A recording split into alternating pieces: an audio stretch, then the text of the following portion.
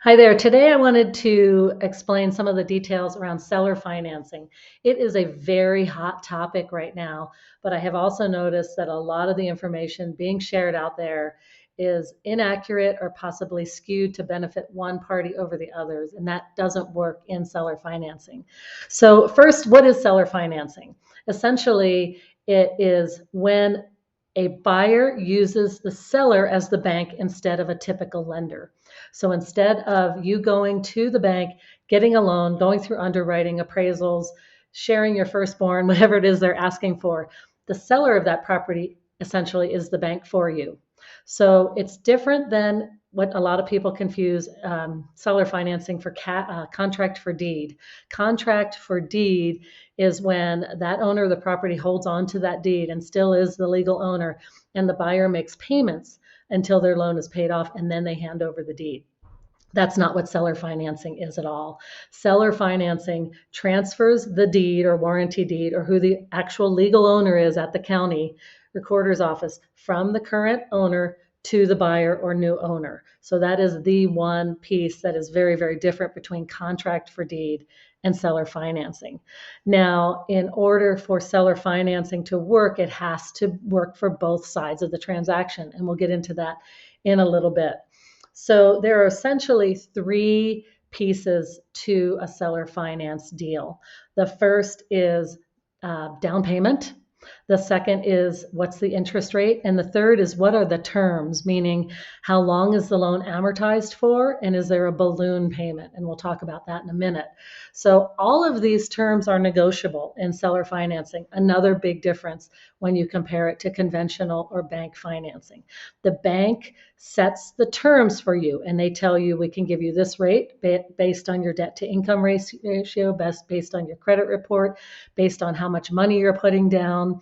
That dictates the interest rate along with outside factors as well. They also set how long the loan is for. Typically, with conventional home loans, it's 30 years. Sometimes you can get 20 or 15-year loans. So, one of the reasons that home loans are amortized over 30 years is because it makes that payment affordable. Whereas if you're buying, let's say, a $700,000 home and you're amortizing it, or your loan term is similar to a car loan, let's say 5 or 7 years, that payment would be astronomical. There's no way anyone would be able to afford that. So that's why they are extending that amortization out over a 30-year period, which makes that loan payment affordable for you. Now, in seller financing, everything's negotiable because it is between two private parties. And this is completely legal, but there are some factors that come into play and actually make it have to have it work. So, down payment, for example, when you're buying a conventional loan or taking a conventional loan, you usually have to have a minimum down payment. With certain loan programs, you can put as little as 3.5% down. You'll be paying additional mortgage insurance in addition on top of your mortgage payment if you put anything less than 20% down with a bank. If you're buying a vacant land parcel, sometimes it can be as high as 25 or 30% required down because it's a higher risk loan. So they're making you pay that insurance to protect that loan and lender. With seller financing, the down payment's negotiable. So interest rate is another piece of the puzzle, the second piece that's negotiable. Now, that can be whatever both parties decide. With current interest rates being on the higher side right now, although they are starting to come down, right now this is being recorded in December of 2022, we're seeing them getting really close to that low sixes, maybe dropping below 6 now. The seller finance deals that I've seen are offering comparable terms, sometimes less, sometimes more. Again, it comes back to what each party needs. The third is that amortization that I talked about. But on top of that amortization, over let's say 20, 25, 30 years with a seller finance deal, one of the big differentiators that we often see is a balloon payment that's part of the terms.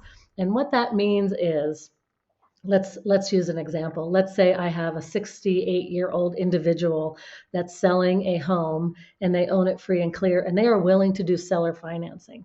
The benefit to them is they will receive a steady payment every single month, but they will not own the home anymore. So when that loan closes, the deed is transferred into the new owner or the buyer's name, but they are making payments to that bank who is the seller or the former owner. So they get payments over a predetermined period of time. But if that's, let's say that individual is 68 years old, they're not going to want to receive payments for 30 years, most likely. So they're going to have a balloon. They'll say, we'll amortize it over 25, 30 years, whatever they decide to make it affordable. But at the end of 5 years or 7 years or whatever is decided, that loan is due. So that individual knows going into that at the end of that time period, they're going to need to either sell that property or refinance it. So that's something to be aware of. Again, that's negotiable.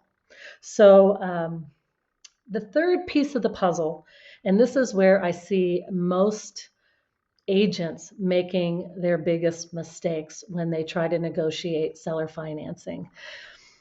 When they're representing one side or the other, they make it lopsided. So they make it beneficial to the person or party they're representing, and it's not attractive to the other party. Recently, I saw some properties that came out in our market that were being marketed with available seller financing because it's becoming a popular thing. But the terms were so strict and unreasonable that someone interested in buying that property could go to a bank and get better terms. So it just didn't work. For example, they were offering 30% down payment required.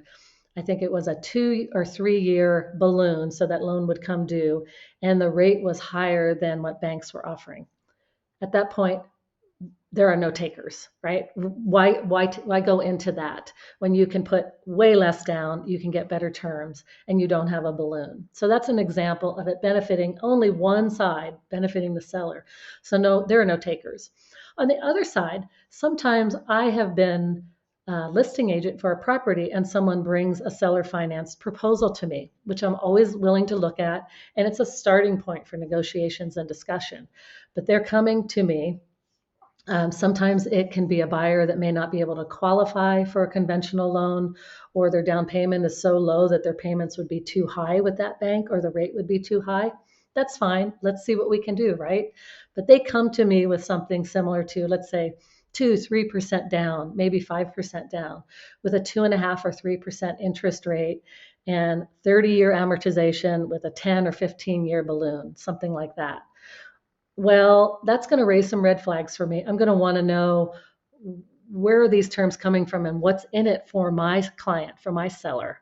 So that's another example of someone on the other side not coming at it with the attitude that we've got to make it work for everybody in order for it to be a deal that we can close, right?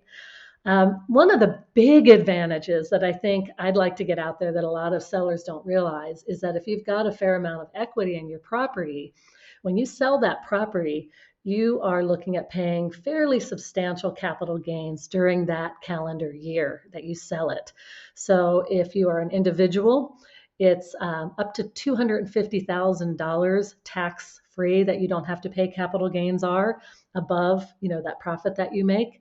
If you're a married couple, it's 500,000. But with equity growth being so enormous over the last several years, I've seen a lot of people going beyond that in terms of what profit they're getting out of their properties when they sell, and they're being saddled with a fairly large tax burden. So one of the ways to avoid that is through seller financing with a balloon. So for example, actually, I'll share an example of a property I recently closed within the last month using seller financing. We had this property on market and we had gotten a couple of offers that were lower than what the seller was comfortable accepting, which is reasonable. We got an offer that again was slightly lower, but I said, hey, why don't we counter with a seller financed option? Or in this case, it was 3 options. So they were coming at it with 20% down, conventional bank loan. They were probably looking to have to pay 7 at that time, 6.5, 7.5%, probably in the low to mid sevens.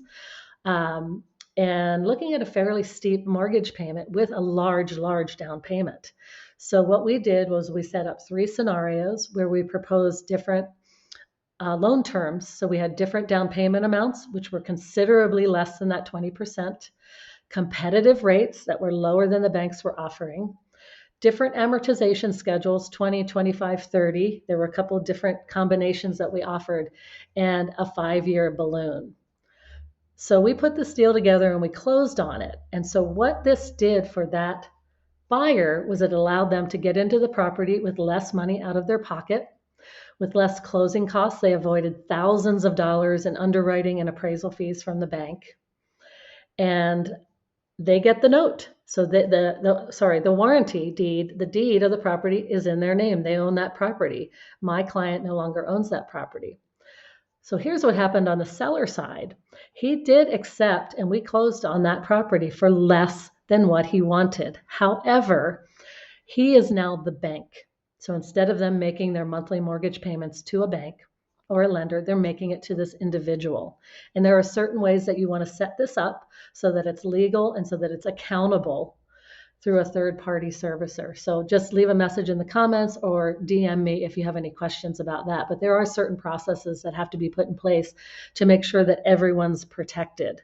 We also use an attorney to draw up these documents. So I don't ever advise anyone to try to scribble things on a piece of paper or draw up these documents on their own. There are plenty of real estate attorneys out there that will do it for a very nominal fee compared to what you're spending going through a lender. So what's happening here is this buyer is now paying my client a monthly mortgage payment of of principal and interest.